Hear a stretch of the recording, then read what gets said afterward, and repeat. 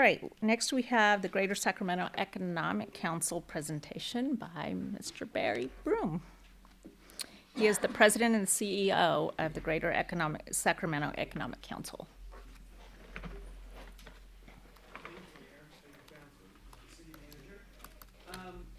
Just kind of as a brief overview, first off, I want to thank all of you. City was one of the very first communities that joined us, and it was a really important. Give a little color to this, as you know, this got hit harder.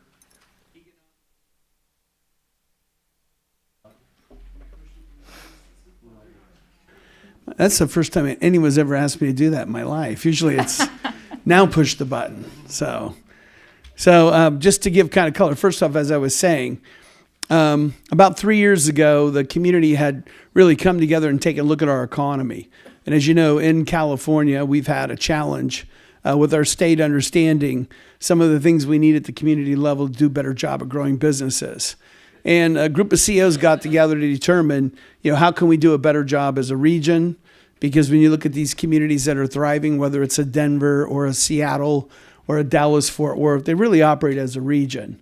They really understand how their goods and services operate in a regional manner. They understand the role of their airport, their transit systems, and how these things come together to do a better job of creating an economy. And so one of the very first communities that got involved in supporting the CEOs in this region and doing this was Yuba City. So I want to just kind of acknowledge how important that was, I think, to the credibility of the CEOs. I think a lot of people don't think about that because they see these CEOs, whether it's a Mike Teal from Rayleigh's or a Vivek Ranadive, sort of see them in, kind of a high-level light. But, when they get ready to do something for the community, they get taken out of their comfort zone and they're like anybody else. They don't want to be embarrassed. They don't want to fail. They're not used to having their pictures in the newspaper. So when this community joined this coalition, it was a real shot in the arm to the CEOs, and it really spoke to the credibility, because I think one of the challenges we've had in California is we really haven't had business leaders engaging the community on what to do with the economy. And the end result is, incredible lobbyists and special interest groups are running our state, and not always, to the betterment. So I can say today we have 19 communities in this partnership and over 40 CEOs on the board. And so, we now have, the most successful public-private partnership in California and one of the most successful in the country, and really building a case and presenting our case to the marketplace on why companies should invest in our region. And so before I go into the presentation, which is more like a 3-year outlook from where we're at right now, 3 years ago, we had about 6 companies looking at this market meaning all 6 counties, 15 cities. Today, that's about 189 companies. So that's quite a drive from 6. And, within the next 2 months, we'll announce the largest single investment the community has seen in 35 years. We're under a non-disclosure agreement, which is what these big companies do. But it'll be about 5,000 jobs, $400 million in investment. It goes to their board, so we're more than cautiously optimistic. And subsequently, there are 2 or 3 other companies of that magnitude looking at this market. So when you look at California, we need to do a better job at the state and understanding business environments and small businesses and how people thrive. But, while we're working through those challenges, it's important that the community comes together and executes a plan to drive jobs. So we've made over 1,100 presentations in the Bay Area, believe it or not, the companies. We make 25 a week. It's very grueling. But we're a new organization, so we have a lot of work to do to establish ourselves in the community. We probably have about 15 to 18 companies out of the Bay Area that I think in the next 3 to 6 months will choose to market. And it's very interesting, but a lot of the companies like Sequoia Venture Capital, which have global reputations in the venture world, are sending companies here.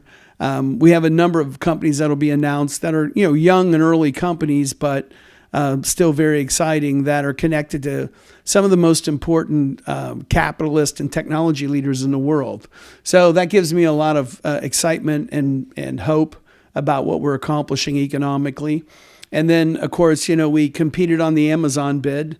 We did not get shortlisted, but Amazon now has 3 projects over 1 million square feet looking at the market. So sometimes you win when you lose, right? So, how do you get all the Amazon leadership to pay attention to our community? Well, you compete for the headquarters.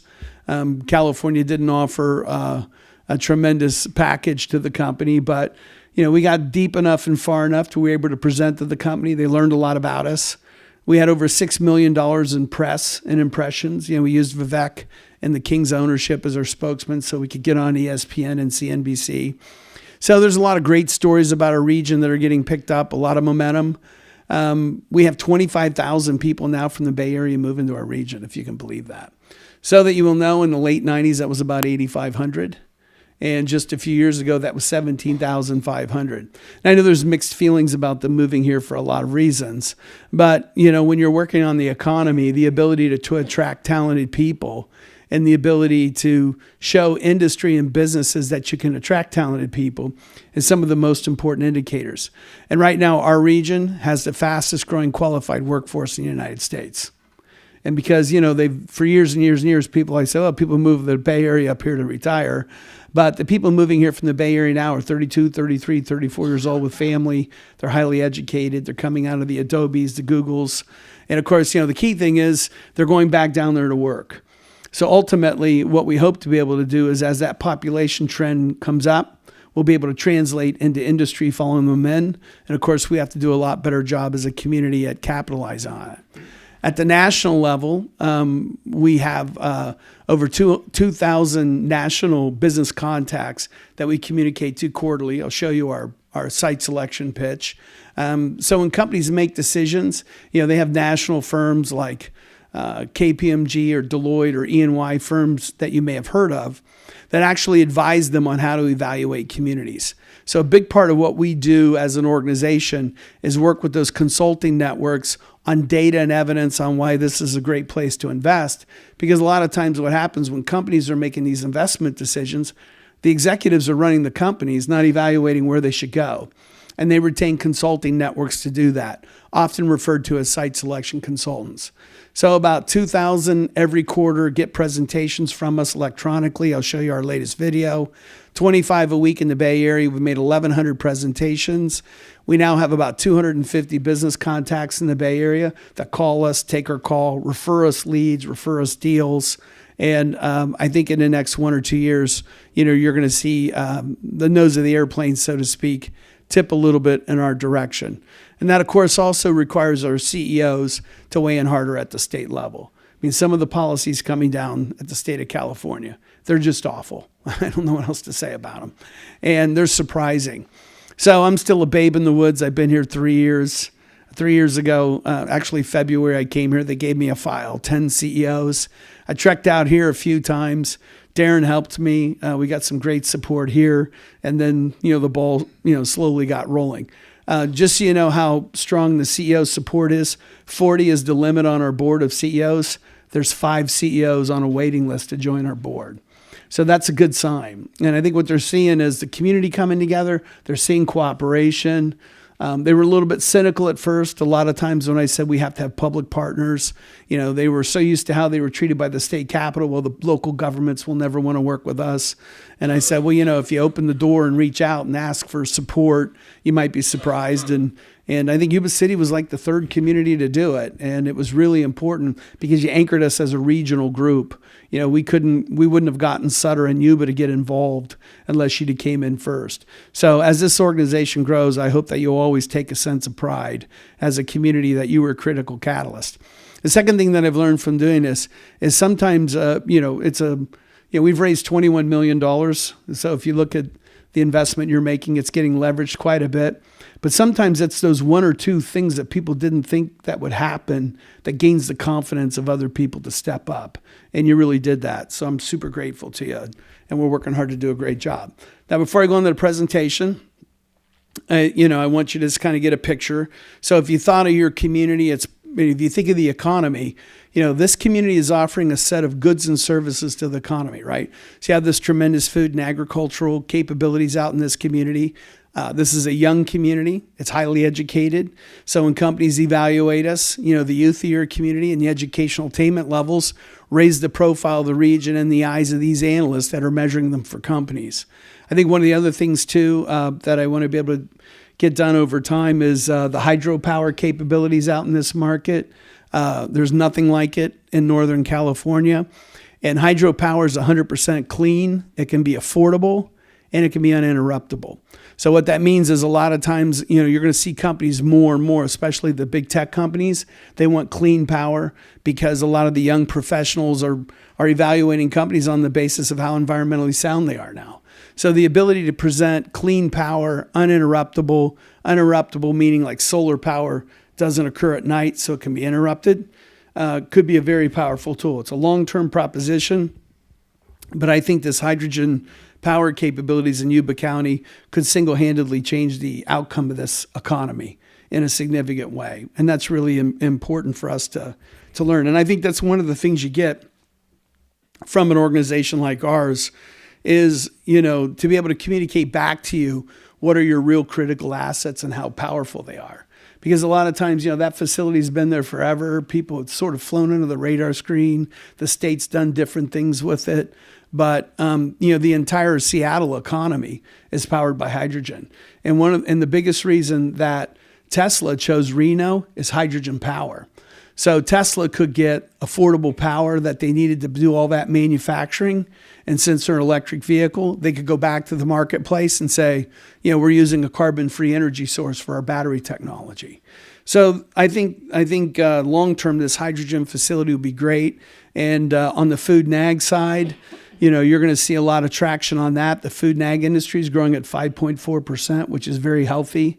We have the fastest growing qualified workforce. We're still doing well with healthcare.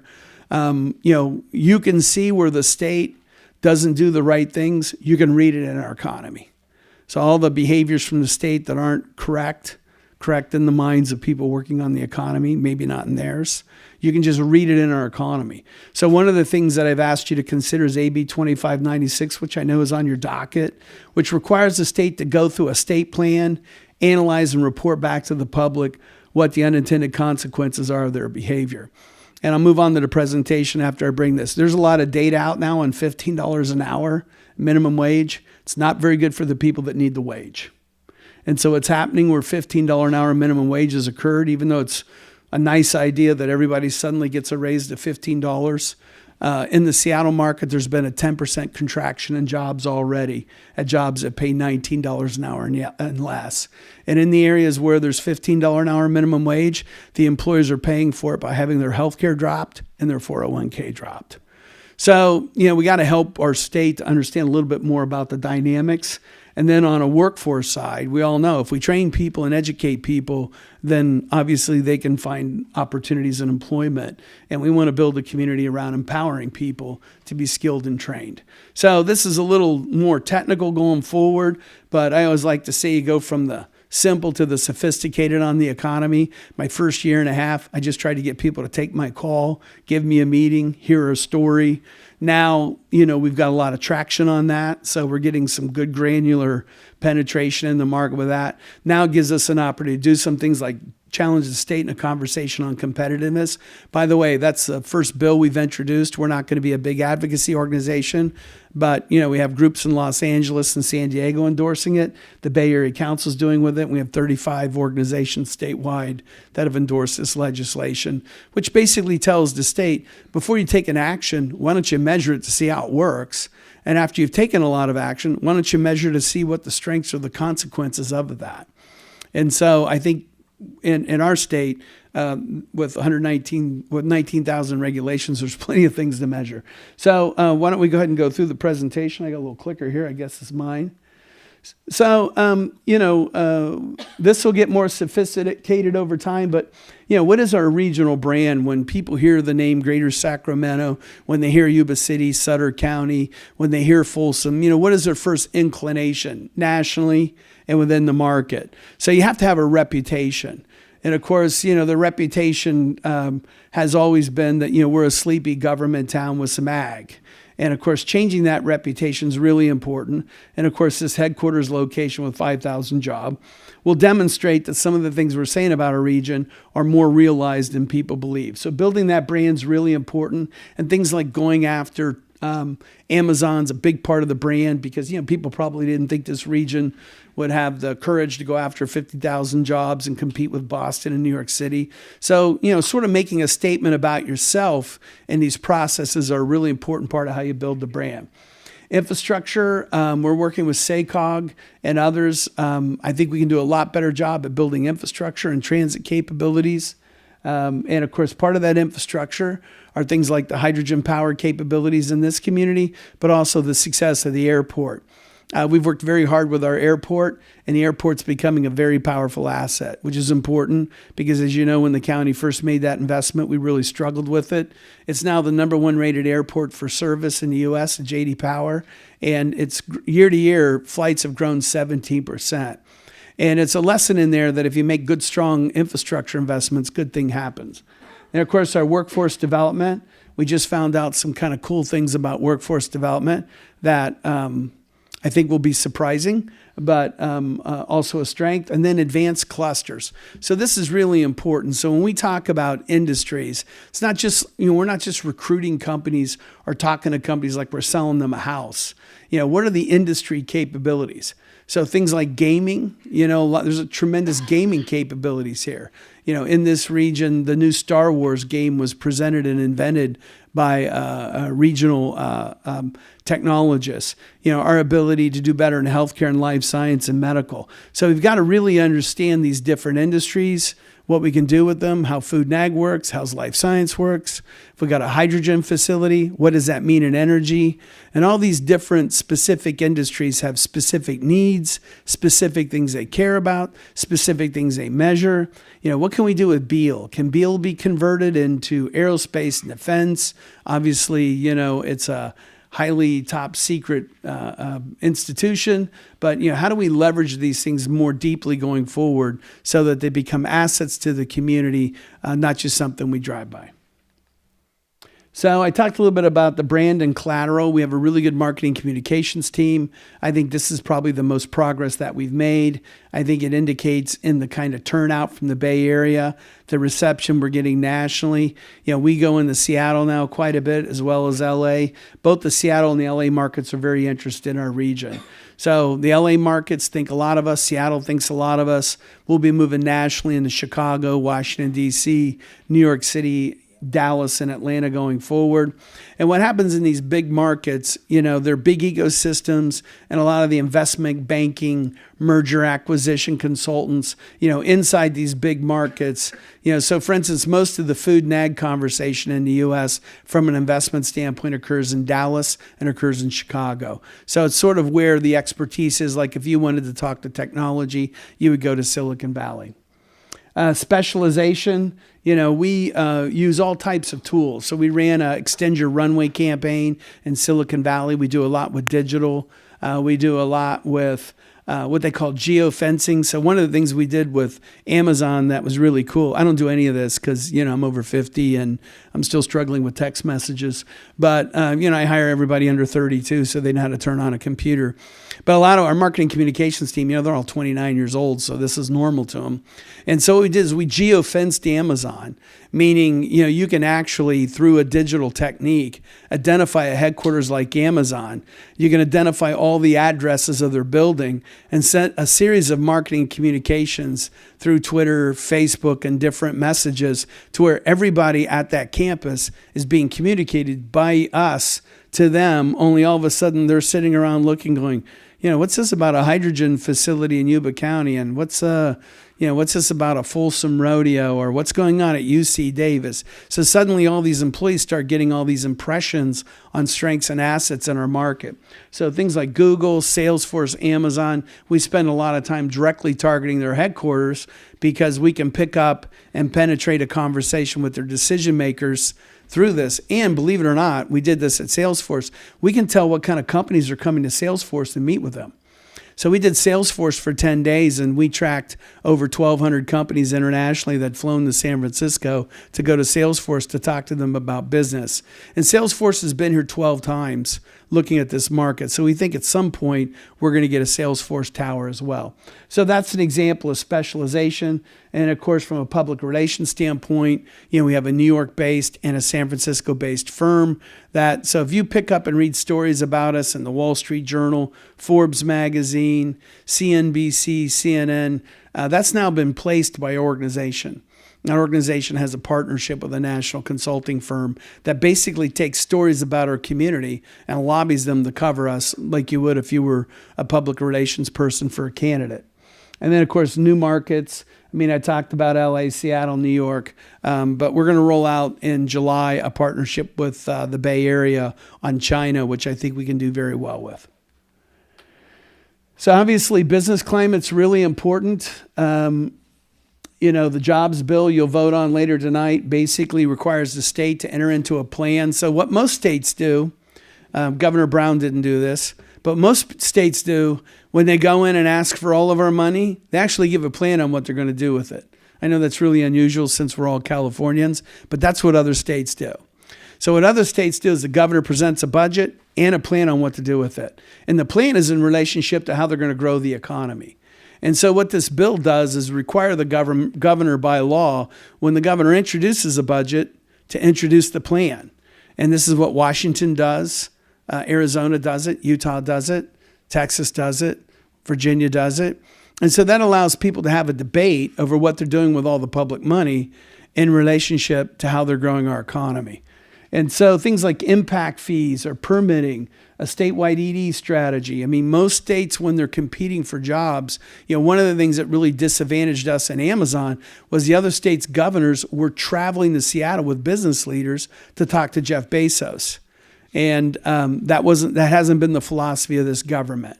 And that's one of the things we want to put pressure on the system now to change, because while there's a new governor coming into power, we want them to know who we are as a region and what our expectations are. And things like transit connectivity to the Bay Area and supporting us on air service and doing more for our universities are some of the things you get an opportunity to have a conversation about if there's a plan, and it's very important. Workforce development. So I'll give you the first information. I haven't told Darren or Steve this. So, when you're new to a place, you kind of run around and basically, especially if you're new to California, you trip over coffee tables. That's what I always know when there's a coffee table, when my shins hit it as hard as I can possibly slam it into it. So I was looking at workforce, and when you're thinking about a skilled workforce and skilled training, that's something we should be really great at. We should be the best community in the country at training talented people. So with our weather and our appeal, we should be able to attract the talent. And then, of course, with our higher education assets and our community college system, we should be best at training it. And we haven't verified the data yet, but we've been gathering what our region spends every year on career technical education and workforce training.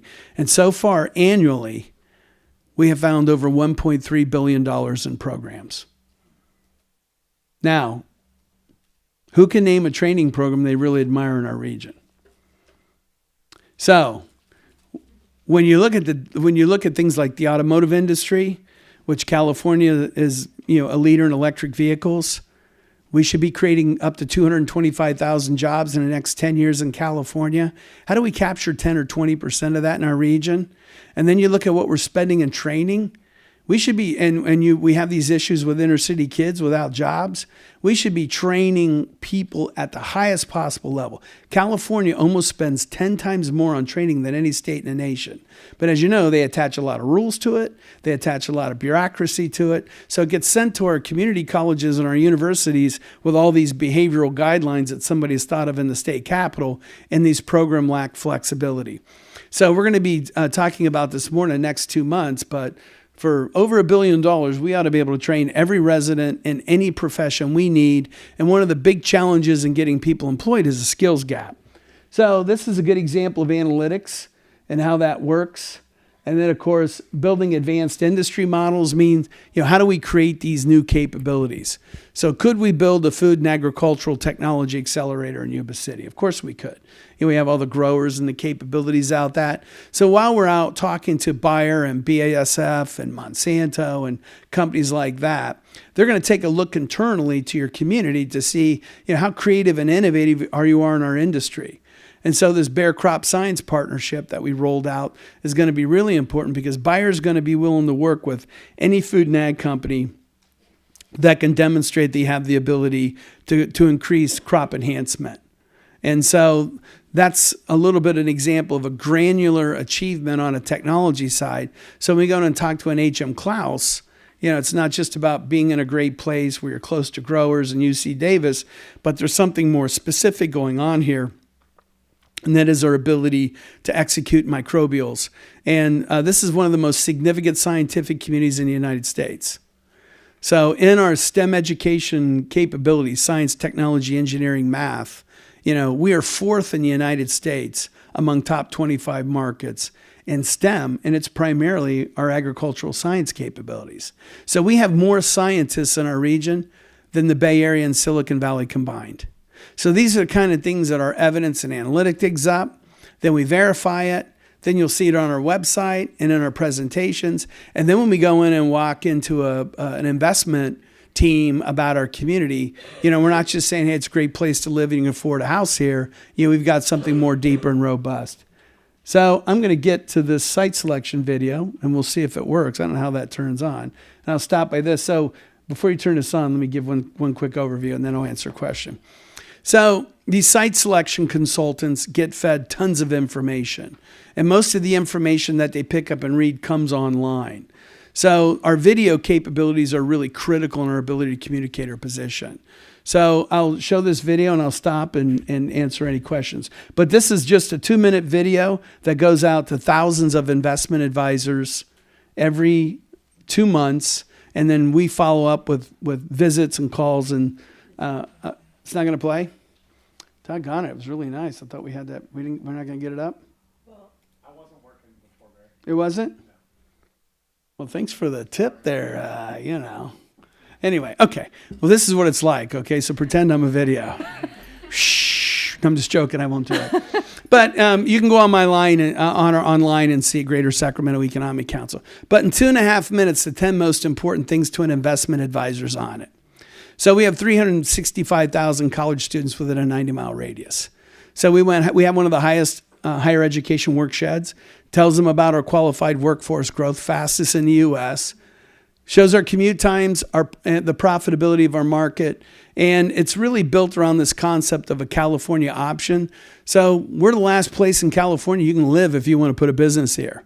And so it's a little bit of acknowledging that San Diego, LA, the Bay Area, and Silicon Valley has lost basic sustainability on the economy and hopefully tip California investments into our community so that we can continue to contribute to the state's growth, but also support our own activities.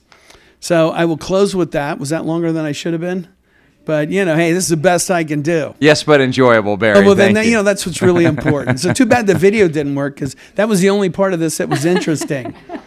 And I didn't play on an NCAA national championship football team, but I will tell you, I was pretty good at wiffle ball and gym, if you'd have only seen it. So I was all gym in that. But anyway, so thank you for your support. We're working hard for you and the rest of the community. And if there are any questions, I'll be happy to answer them. If not, I'll sit down and I apologize if I took too long. Thank you, Barry. Barry, in 10,000 words or less. I can do this because I know about 9,000 I start losing people. All right, go ahead. I attended a meeting down in Sacramento the other day. We had down at Capitol Mall there, the Champions program. Okay. One thing that I took away from that, one of the many things, is you mentioned that Yuba City was one of the lead cities that home grow their jobs. That's right. Could you elaborate on that? In Yeah, you're the 10,000 number words one or less? city that home grows their jobs. So the reason people work regionally, so Roseville's got this really powerful economy in Folsom, but they only produce 15 to 18% of their jobs for their residents. So you see all this traffic, that's because people are driving to where their jobs at. So the number one community in the region at producing their own jobs is Yuba City at 38%. So that's something you should take a lot of pride in. That was So good. Thank you for bringing that up. I think you did that under 9,000, right? I did. I think that was like in 7 or 12 words, which I'm stunned by my brevity. See, we know you could do it if I'm you a really pitch try. guy, you know what I mean? It's like, that's why you only invite me out every 2 years. You can only take it so much. All right. Any other questions? All right. Well, listen, thank you so much. And thank you for your support. And I know on behalf of all those CEOs, they were very grateful to you. And I really appreciate everything you're doing. Thank you. Thank you, Barry.